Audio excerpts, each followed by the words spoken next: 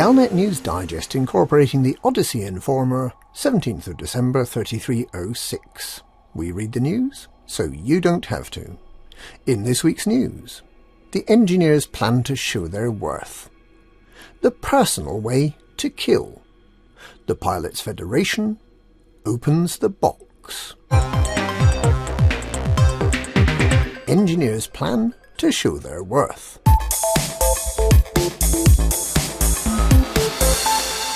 Engineer Laurie Jameson has announced that engineers everywhere are to go on a charm offensive in the wake of Imperial attempts to arrest Liz Ryder for her connection with NMLA terrorists.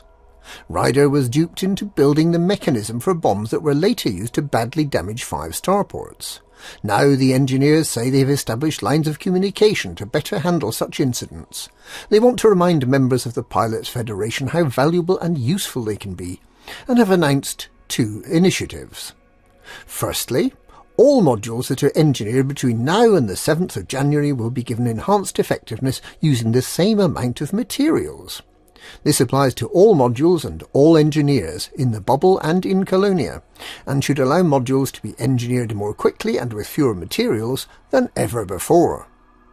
Secondly, the engineers have stated that for the first time ever they will soon be willing to talk to commanders face to face to discuss modifications. They hope that removing the veil and showing their personal touch will help commanders to appreciate their exquisite workmanship, and that commanders will be willing to come to their aid should any of them ever be threatened again.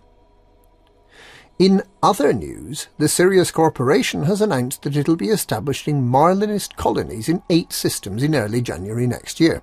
This will greatly reduce political and social pressure in federal border systems. However, a spokesperson for the Marlinist refugees has stressed that while they're grateful for the assistance, they ultimately want to return to Imperial space and establish their republic there. And Zachary Rackham's new outpost in HIP 58832, known as Rackham's Peak, with an astonishing view over the galactic plain, is offering equally high prices for pretty much all forms of alcoholic beverage, rare or otherwise. Commanders are warned that the system is only accessible using fleet carriers. The personal way to kill.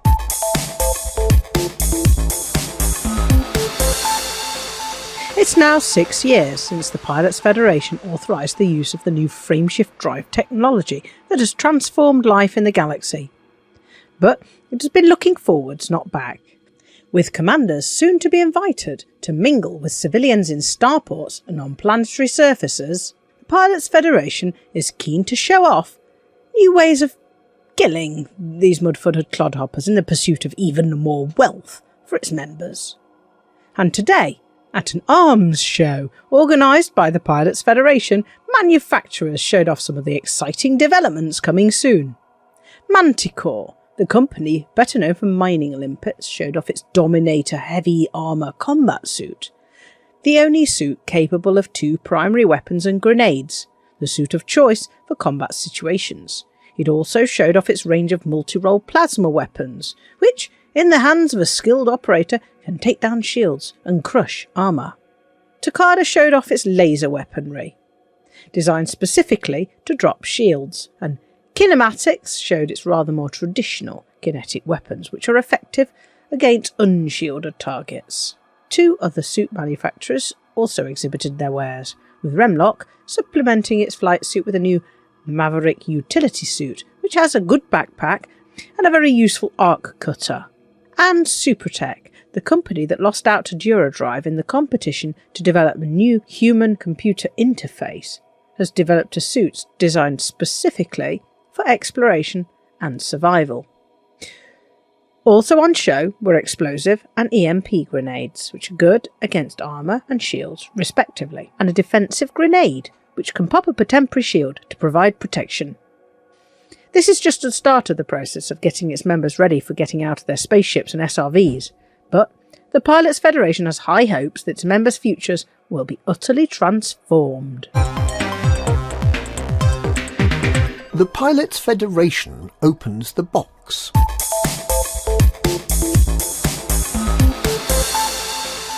The normally tight-lipped Pilots Federation has opened the lid just a tiny little bit on the Pandora's box of information about walking around on planets, and a few tiny snippets of information have escaped.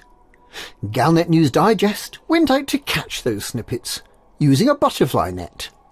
And this is what we found out. Will power play be changing at all? Not telling. Open only. Will there be diversity when we walk around on planets? Will there be fat and thin people, tall and short? Height and weight are currently not customisable, which means that our range of seasonal Santa Remlock suits will be unusually muscular. But there will be a vast number of ways commanders can customise their avatars in-game to give themselves a truly unique experience. For example, commanders can choose to make any part of their Remlock suit completely transparent, adding a frisson of excitement to every encounter. Will our helmets have night vision mode so we can see in the dark? Suits will have various functions commanders will be able to upgrade them with. Night vision is one of these functions, as is the peril-sensitive Remlock visor. Will there be overhangs on planets? No, there will not. The Pilots Federation does not take kindly to commanders who are hungover, and we don't want to give the elite racers any more vertical surfaces to show they can climb up. That's frankly rather annoying. How will commanders' computer systems be interconnected? The Pilots Federation will continue to use peer-to-peer networking for the most integrated experience. We will support all forms of rapid disconnection from the server and aim to make it as difficult as possible to prove the unplugging of network cables. Will we be able to walk around on high-gravity worlds?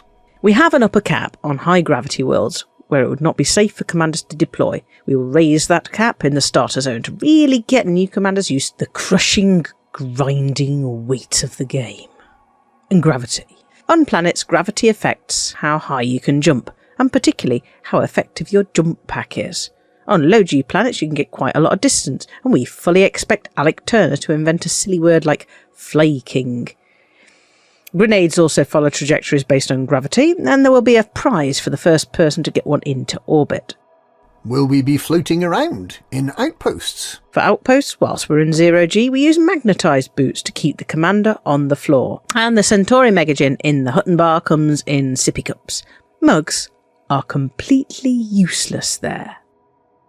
With all the new gear we'll be getting, are there plans to increase the storage limit for modules? Nope, we're reducing it to whatever you can fit onto a charm bracelet. Will there be a possibility of mining on the surface of planets? You won't be able to mine on foot, but you will be able to visit small mining settlements and buy small and utterly useless keyring trinkets made out of whatever mineral they mine there after your guided tour, as you exit through the gift shop. Will we be able to walk around fleet carriers and maybe visit the bridge? Just because you own the fleet carrier doesn't mean you can act like you own it. You jolly well have to sit inside your ship staring at a blank hangar wall while all the amazing jump graphics are happening invisibly outside. Will cosmetic ship kits make a difference to how I can use it? Will I be able to impale commanders on my reaver spikes? Ship kits will change the collision point for all ships. We definitely want to encourage commanders to collect as many rotting skeletons on their raider spikes as possible.